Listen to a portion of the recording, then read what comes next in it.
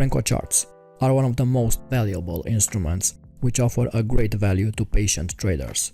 Although Renko trading is not as popular and not as well known as a normal candlestick or bar chart, you'll be surprised about how profitable it can be if used correctly. In this video, I'll explain you the concept of Renko trading. I'll show you the advantages of using this type of chart, and you'll also discover a simple Renko strategy to trade the stock market. Before we continue, if you are new to the channel, make sure you subscribe, hit the notification bell and leave a like to show your support. So what is a Renko chart? A Renko chart is a graphical display that only involves the price movement, because the time and the volume are not included. The construction of a Renko chart is simple. A brick, or better said, the body of a Renko bar, is formed in the next column once the price exceeds the top or the bottom of the previous brick by a predefined amount. In this case, I use a 100 brick, but you could use any brick size you want, 10, 20, it all depends on your trading style. The difference between common charts and Renko is noticeable. The conventional charts, like candlestick charts or bar charts, are plotting a new candlestick based on time. The uniqueness of Renko charts is that this technique plots a brick only when the price moves a certain amount of pips or ticks in one direction or the other. Now, you might wonder, how is this better than a classic candlestick chart? Here are the main advantages of Renko trading. First, Renko charts are very effective for traders to identify key support and resistance levels. In this chart, we noticed how simple it is to plot the support and resistance levels. And most interestingly, notice how price reacts to these support and resistance levels from the left side of the chart. By using Renko chart for support and resistance, we can see the price action being more responsive. Second, Renko charts offer a simpler look of the market and indicate trends in a more clean way. Here we have the evolution of the price during the past 7 months. Look how obvious it is for you to identify the trends. Since December to January, we have 2 months of downward price action, and after that we have a clear uptrend, with the price making higher highs and higher lows. Another important advantage is the fact that it removes the market noise seen on typical candlestick charts or bar charts, including wicks, false breakouts, or price volatility. In addition, Renko charts are suitable for scalping and short-term trading. So if you want to scalp the market, I would say it's better to use a Renko chart than trading on the 1-minute time frame. Also, it allows traders to catch larger moves by filtering out minor price fluctuations. One of the most important advantages of Renko charts is a better determination of stop losses and take profit targets. With Renko charts, it's very easy to place your orders based on the previous bricks. You just have to time your entry and make sure your orders are placed accordingly. Also, what I've noticed over the years is the fact that Renko trading minimizes overtrading and increase patience, which will make you a better trader overall. Now, enough with the theory, and let's dive right into a simple Renko strategy. For this setup, I use a 100 Renko brick. A new green Renko bar forms only after the current price exceeds the top of the previous Renko bar by 100 points. The closing price of a green Renko bar is also the high for the green Renko bar. A new red Renko bar forms only after the current price surpasses the bottom of the previous Renko bar by 100 points. The closing price of a Renko bar is also the low for the red Renko bar.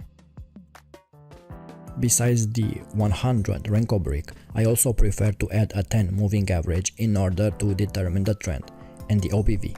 So, Renko bars are based only on price, but I don't want to neglect the volume. The on-balance volume is a momentum indicator that relates volume to price change and shows if the market volume is flowing in or out of a stock. In other words, the OBV offers information regarding the strength of price movements. OBV increases or decreases during each day in correlation on whether the price closes higher or lower compared to the close during the previous period. The main assumption is that the OBV movements precede price changes. As the volume is the main fuel behind the market, OBV is designed to anticipate when major moves in the market would occur. For this reason, the OBV will play an important part in our strategy. Here are the main rules of this strategy. We'll use the 100 Renko brick to identify key support and resistance levels, to determine the market trends, and also to place our stop losses and take profit targets. We'll use the 10 simple moving average to determine the short-term trend, and we confirm our bias with the on-balance volume to determine if market's volume is flowing into or out of the traded instrument. Here is the setup for a long signal. A new green Renko bar forms above the 10 simple moving average. We only take trades in the direction of the simple moving average. When the Renko bars are traded above the SMA, we look for long entries only. We filter the signal with the on-balance volume. We look for a new high in the OBV, which indicates that the buyers are stronger than sellers and the price is likely to increase. When OBV increases in correlation with the price, the upward trend is confirmed. Stop loss will be placed 2 Renko bars below the entry point. We can exit the position manually if the price falls below the simple moving average. Minimum take profit should be 3 Renko bars in the future to cover the spread and the commissions. When the price reaches this target, we can move our stop loss to break even and let the trade ride, or we can use a trailing stop to capture a larger part of the move. In this example, we have 4 valid buy entries, all of them bringing decent returns. And here we have another chart, during which we had 5 signals. Remember to always look at the on-balance volume to confirm the entry. Also, here's another tip to reduce your losses. Take a closer look at the slope of the 10 moving average. For better quality signals, try to enter the market when the moving average is pointing upward. In our case, the first 2 signals appeared when the 10 SMA was flat, so a conservative trader would have ignored these signals and focused on the last ones when the slope was clearly pointing upward.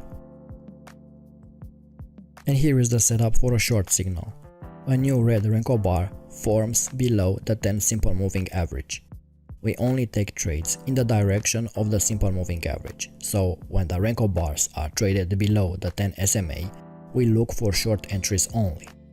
We filter the signal with the on-balance volume. We look for a new low in the OBV, which indicates that the sellers are stronger than buyers and the price is likely to decrease. When OBV decreases in correlation with the price, the downward trend is confirmed.